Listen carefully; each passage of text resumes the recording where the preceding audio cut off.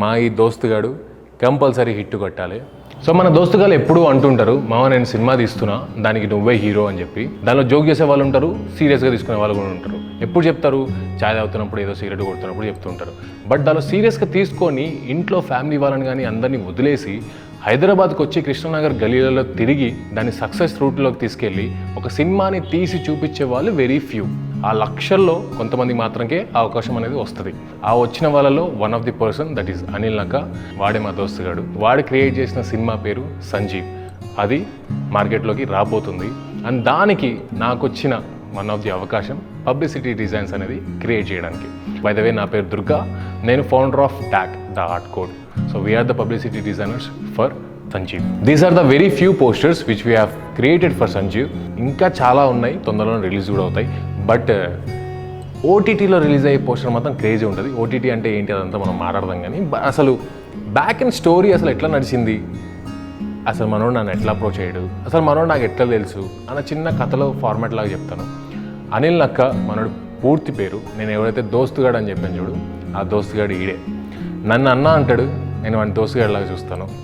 Emotions పదాలు వేరైనా సరే ఎమోషన్ ఈజ్ సేమ్. అన్న అంటాడు, తమ్ముడు అంటాను, దోస్తు అనుకుంటాం, కలిసిమెలిసి ఉంటాం డెఫినెట్గా.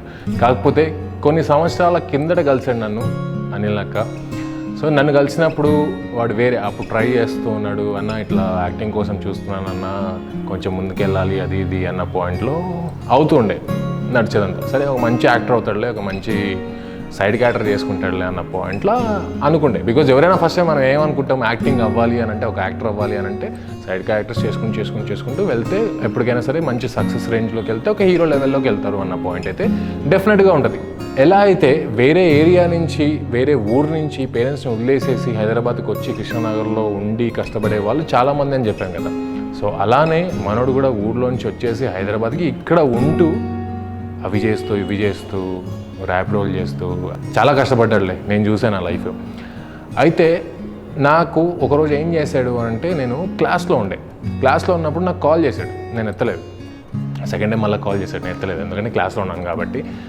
తర్వాత ఏమైంది అంటే, మనోడికి నా అడ్రస్ తెలుసు, ఎక్కడ ఉంటాను ఏంటి అనేది. సో డైరెక్ట్గా బండి వేసుకొని మాదాపూర్కి వచ్చేసాడు. వాడి దగ్గర ఒక స్కూటీ ఉంటుంది, తెల్ల స్కూటీ. సో అది వేసుకొని వచ్చేసాడు అనమాట. వచ్చిన తర్వాత అన్న అనగానే ఏమైందిరా, ఎన్ని రోజులు అత్తపత్తలేవు, ఏమైపోయావు అది ఇది అన్న పాయింట్లో మాట్లాడుతుంటే ఒక హగ్ ఇచ్చి, అన్న ఒక చిన్న హెల్ప్ కావాలన్నా నీ సైడ్ నుంచి, నువ్వు నో మాత్రం చెప్పకు, నువ్వు చెప్తే నా వల్ల కాదన్న పాయింట్లో అన్నాడు. నువ్వు తప్ప నాకు వేరే వారు లేరు అన్న పాయింట్ కూడా చెప్పాడు. సరే నేను ఎప్పుడు నీకు నో చెప్పలేదు, చేస్తాను, దాంతో ఏముంది, ఏం చేయమంటావు అని అన్నా.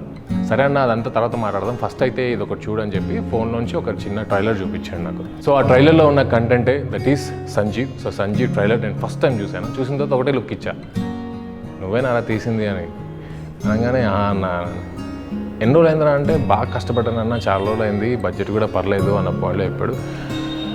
సో ఇంత తక్కువ బడ్జెట్లో అంత రేంజ్ సినిమా, అంత ఎఫెక్టివ్ సినిమా తీసావు, మరి ఏంటి నెక్స్ట్ ప్లాన్, మరి ఏంటి ఇంకా యూట్యూబ్లోనే రిలీజ్ చేస్తావా అంటే, లేదన్నా ఓటీటీ కోసం ట్రై చేస్తున్నాను, డెఫినెట్గా సక్సెస్ అవుతామన్నా, నేనైతే వదిలే ప్రసక్తే లేదు, కానీ దానికైతే ఒక చెయ్యి నువ్వు కూడా వేస్తే బాగుంటుంది అంటే, సరేరా ఏం చేయమంటావు అని అన్నా. ఏమన్నా పబ్లిసిటీ చేయాలా చెప్పు, 4-5 వీడియోలు ఇచ్చేస్తానన్నా.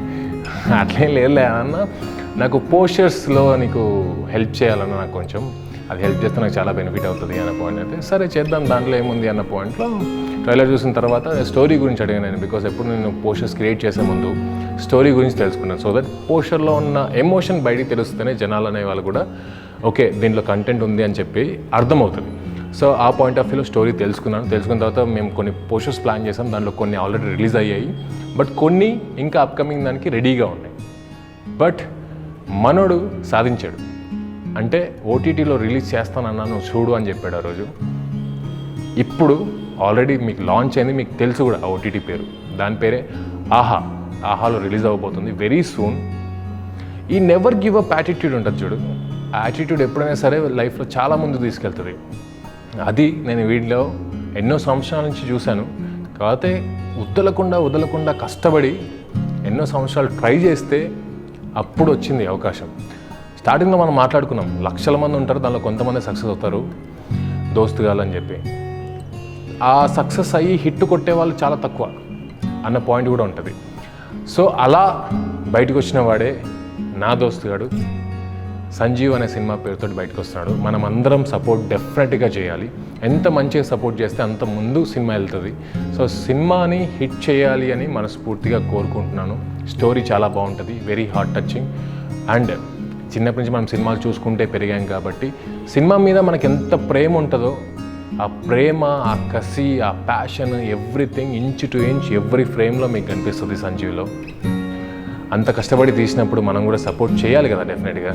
సో నేను సపోర్ట్ చేస్తున్నాను, మీరు కూడా సపోర్ట్ చేయండి. వాడు ఎలా అయితే వదలకుండా సాధించాడో ఓటీటీ వరకు తీసుకొచ్చాడు.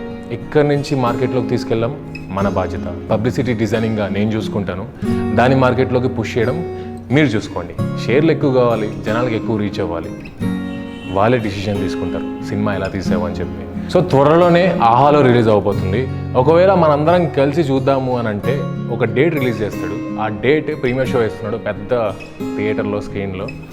సో అందులో మన అనిల్ అక్కని చూసుకుందాం, మన సంజీవ్ని దగ్గర తీసుకోవాలి మనస్ఫూర్తిగా.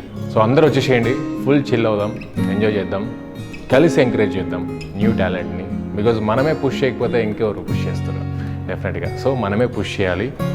అండ్ మా ఈ దోస్తుగాడు కంపల్సరీ హిట్ కొట్టాలి. దాంట్లో ఉన్న సాంగ్లో one of the lyric, hit అయ్యిందిర జిందగీ రైలు పట్టాలెక్కిర జిందగీ. పట్టాలెక్కాలి అంటే మనం తొయ్యాలి కదా, తోసే బాధ్యత మంది, మీ బాధ్యత కూడా. So please do share, don't forget, and I'll see you guys in premiere show.